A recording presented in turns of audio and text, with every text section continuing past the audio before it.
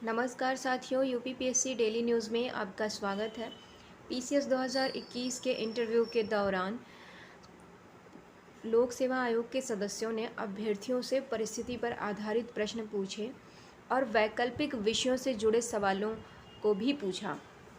एक महिला अभ्यर्थी से पूछा गया कि अगर आप एसडीएम बनी और लोअर कास्ट की हैं, जबकि आपके कई अधीनस्थ अपर कास्ट के हैं, आपके साथ भेदभाव हो रहा है और आपको ठीक से काम नहीं करने दिया जा रहा है, तो इन परिस्थितियों में कैसे मैनेज करेंगी।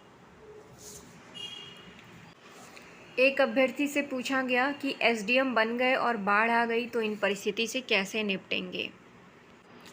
एक अभ्यर्थी से पूछा गया कि अगर एसडीएम बने और किसी पहाड़ी इलाके में पोस्टिंग मिलती है तो वहाँ की कृषि व्यवस्था में सुधार के लिए क्या कदम उठाएंगे और किस फसल के उत्पादन पर अधिक जोर देंगे।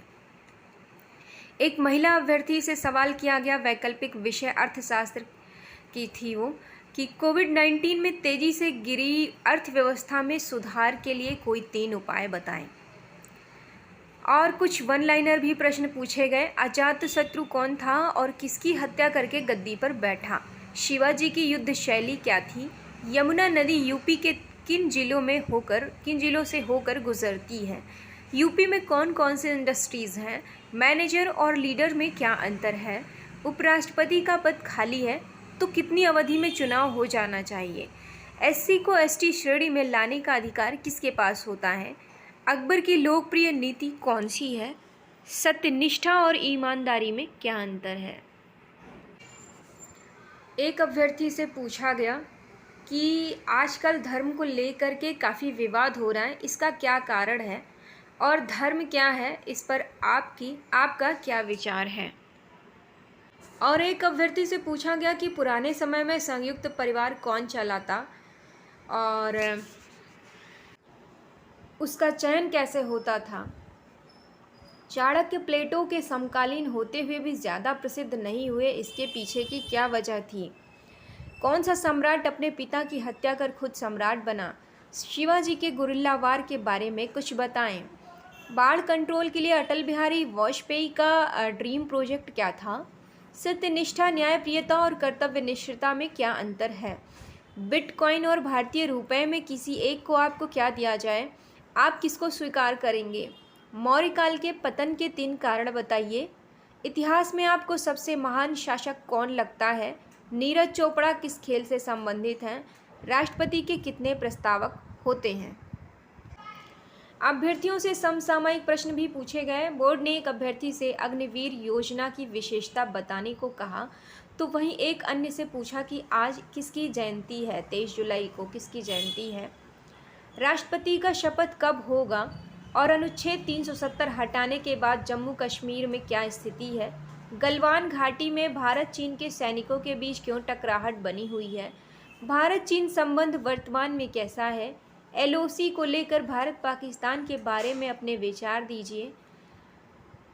एक अभ्यर्थी से रुपए के गिरने का कारण पूछा गया और एक से क्रूड ऑयल का वर्तमान रेट पूछा गया। श्रीलंका संकट पर बोर्ड का सवाल था कि भारत की इसमें क्या भूमिका हो सकती है। बोर्ड ने एक अभ्यर्थी से पूछा कि वर्तमान में प्रशासन से जनता का विश्वास उठने का क्या कारण है। एक अभ्यर्थी से पूछा गया कि 25 जुलाई को राष्ट्रपति का शपथ ग्रहण है और शपथ ग्रहण का प्रारूप क्या होता है। राष्ट्रपति के शपथ ग्रहण का प्रारूप क्या होता है। तो अभ्यर्थी ने बताया कि राष्ट्रपति मुख्य रूप से 2 चीज़ों की शपथ लेते हैं, एक संविधान संरक्षण, दूसरी राष्ट्र के कल्याण की।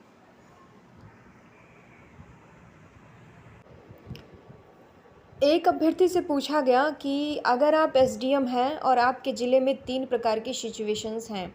पहली कि मुख्यमंत्री विजिट पर आ रहे हैं आपके एरिया में। दूसरी, आपके क्षेत्र में 3 लोगों की हिंसा के दौरान मृत्यु हो गई। तीसरी सिचुएशन, आपका लड़का अत्यधिक बीमार है और उसे मेडिकल इमरजेंसी की ज़रूरत है, आपके घर में कोई नहीं है आपके अलावा। इस परिस्थिति में आपकी क्या वरीयता होगी। दूसरा प्रश्न है, किसी से पूछा गया कि बताइए आपके क्षेत्र में डीएसपी का विवाहित आकर्षक महिला है और आपको रात में 1 बजे उसके कार्य के संदर्भ में बात करनी है, कैसे करेंगे। आप उसे साथ चलने को कहते हैं, वह अकेली अगर ना जाए आप कैसे मैनेज करेंगे? अगर वह डीएसपी आपके प्रति आकर्षक हो एवं आपके साथ जाने पर कुछ गलत हरकत करे तो कैसे मैनेज करेंगे? तो ये थे कुछ प्रश्न जो अभ्यर्थियों से पूछे गए, जो हमें पता चला। और इसी तरह से जो भी प्रश्न को श्रृंखला होगी वो हर रोज़ हम आपको बताते रहेंगे। बहुत बहुत धन्यवाद। नमस्कार।